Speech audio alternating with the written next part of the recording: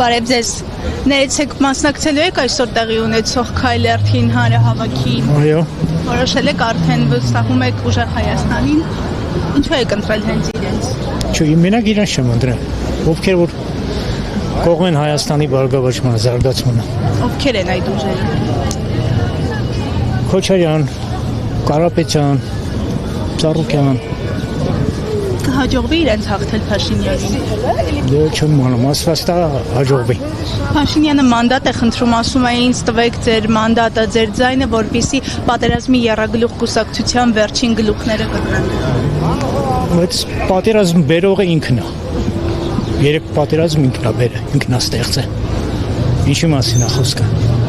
Հիմա ինչ որ կեղծ խաղաղության մասին է խոսում։ Հիմա էլ ասում է Բիբարի հարցը կլուծեմ։ Հա, Բիբարի հարցը կլուծի, Գազարի հարցը կլուծի, Վարունգի հարցը կլուծի, հա։ Բադրջանի Սամբուկի հարցը կլուծի, Լոլիկի հարցը կլուծի։ Չի լուծի, խոստանում է։ Որ մի խոստումն է այսքան վաղ կատարել։ Կա տես բան։ Ոչ մի խոստում չի կատարել։ Ոչ։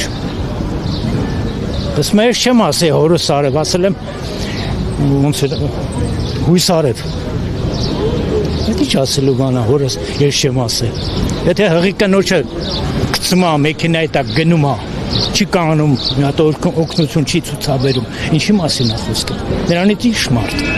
Երեք տեսանք Մասիսում ԿՊԱ-ականները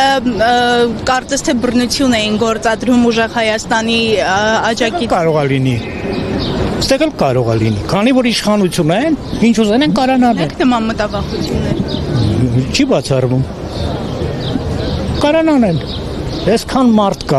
այսքան մարդի մեջ ով գիտի ԿՊԱ-ական չլինեն։ Փաշինյանը այսօր իր քարոզարշավի ժամանակ ընդդիմադիրների մասին երբ որ խոսում էր, ասում էր ուզում էին որ իրենց պապայություն անեի, հրաժարվեցի իրենց պապայություն անելիս, հիմա դրսում են պապաներ ման գալիս։ Չէ, դրսում պապաներ չեն ման գալի։ Թո ինքը մտածի։ Նիկոլը թո մտածի դրսում պապաներ ման գալու։ Նույնը ով է իր պապան։ Ալիև, Էրդողան։ Էրդողանն ասել է Ալիև, Նիկոլին գիրքը դոշին դեմ տված, եթե ուզում ես